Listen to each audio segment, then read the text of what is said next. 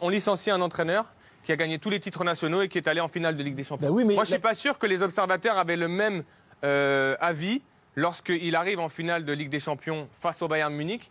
Et je trouve que même on a été dur sur la finale de la Ligue des Champions, parce que globalement, lorsque vous regardez la première période et je vois qu'on me dit que c'est Neuer l'homme du match, ça prouve que quand même le PSG n'a pas été inexistant dans cette finale de Ligue des Champions. Je trouve ça incroyable qu'on puisse remettre en question la qualité d'un technicien. Après, on peut ne pas aimer le projet de jeu développé par l'entraîneur, on peut ne pas aimer ce que nous montre le Paris Saint-Germain, mais être là et être définitif, et j'entends des avis sceller le sort de Thomas Tuchel, d'un entraîneur qui a tout gagné sur le plan national et qui est en finale de Ligue des Champions. Okay, alors, moi je dis allons-y, allons chercher un autre entraîneur qui entraînera le PSG. Il y a eu la même chose avec Emery, maintenant c'est avec Tuchel. Et quand il y aura le prochain, s'il ne gagne pas une Coupe nationale ou s'il ne va pas en finale de Ligue des Champions, on dira ah bah oui mais le PSG joue.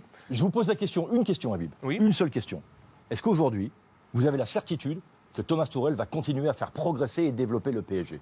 Moi, ma réponse, c'est non. Mais je respecte le technicien. Si vous me dites, et si vous me prouvez par A plus B que je me trompe, il n'y a aucun problème de changer d'avis. Est-ce qu'aujourd'hui, lorsque vous allez en finale de Ligue des Champions et que vous gagnez tout sur le plan national, est-ce que votre équipe n'a pas progressé? Ça ne suffit pas. Alors dans ces cas-là, ne suffit pas. Non, mais dans ces cas-là, non. Qu'est-ce qui ne suffit pas? Pourquoi? Je vais vous dire pourquoi. Mais alors, donc maintenant, on va faire un constat. Ça veut dire qu'aujourd'hui, à part Flick et Thomas Tuchel, aucun entraîneur en Europe n'a fait progresser son équipe. Puisqu'il n'y a que 2 entraîneurs qui sont allés en finale de Ligue des Champions. Ça n'est pas aussi simple que ça. Donc vous me dites que ça ne suffit pas. Très bien. Alors, puisque vous me dites, Habib, à juste titre, que Paris, en finale, finalement, est passé assez près de la gagner.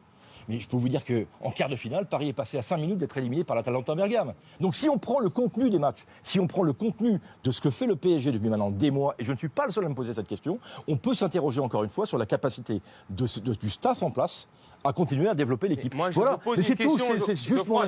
Dernière question, parce qu'on approche de la fin de l'émission. Ce qui est important, le contenu ou le résultat? Parce que le contenu de l'Atalanta Bergame, par exemple, il est exceptionnel sur le match face au PSG pendant une bonne heure. Oui.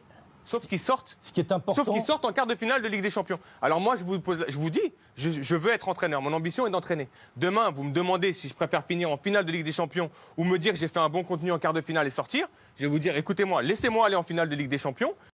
Parce qu'à un moment donné, c'est sur ça que sont jugés les entraîneurs. Mais on peut aussi dire, Habib, que le contenu